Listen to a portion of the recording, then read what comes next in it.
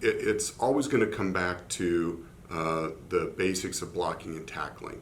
Yes, these changes are real. Yes, we need to be ready for them, acknowledge them, and in some cases take advantage of them. But what it's always going to come back to is how well do we know our own metrics and how well are we managing our business to the predetermined result that we know we're capable of.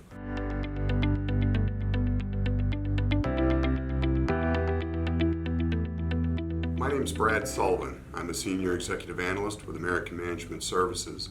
Today I want to talk a little bit about some of the conversations we're having with our clients in the trucking industry. My role as an analyst is to work with business owners, discuss the challenges in their business to try to understand what those challenges are and what they may be costing them, setting them on a path to be able to identify what actions need to be taken, following up either on their own or with the services of a company like ours. As we start spending more and more time with our clients in the trucking world, we're constantly being asked about with the dynamic changes in the industry with especially what's happened recently with Walmart, for example, raising the salaries of their drivers to in excess of $95,000 to $110,000 a year. Recent legislation announcing an increased effort on safety and quality jobs for truck drivers and diversity of the workforce. What are the implications of these things on the businesses of our clients, the private trucking companies that are out there? And it's always going to come back to the basics of blocking and tackling.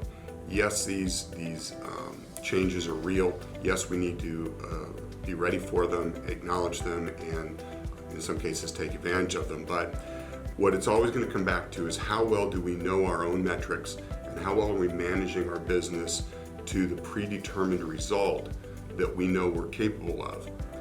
Talking about concepts such as how these costs impact your cost per mile and the profitability of your bidding and estimating that you have in place. And then again, what is your plan for profit and what are the components that go into that?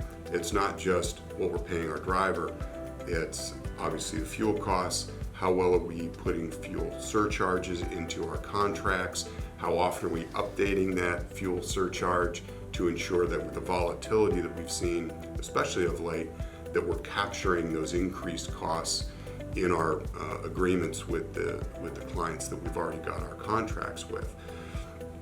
So looking at, again, staying on top of our metrics, making sure that we're updating our information on a real-time basis as much as possible, and then also recognizing that in times like this where other costs are going up, our maintenance costs are skyrocketing, as the material costs, whether it's brakes or tires, all of the products that we're seeing throughout the economy, those prices are going up. Preventative maintenance becomes more important than ever today.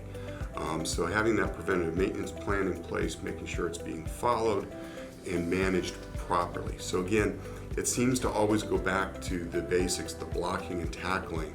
Although these, what we consider new influences hitting our business, whether it's the economy, inflation, fuel costs, all of the above, the government, how we are able to build our business, build our processes and our protocols so that we can adjust on the fly as these new influences hit us are always going to drive our success.